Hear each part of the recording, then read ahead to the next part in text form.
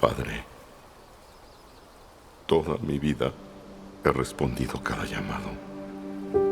Al honor, al deber, a la guerra. Pero ahora el destino me ha dado algo que nunca busqué.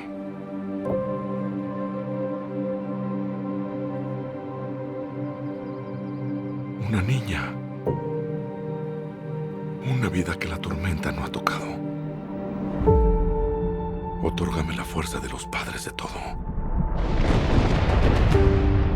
para poder combatir una vez más, derrotar a un último enemigo y regresar a casa con ella. En vez de un guerrero, seré un padre amoroso. Y en lugar de que combata, aprenderá serenidad, algo que jamás conocí. Padre, te pido que oigas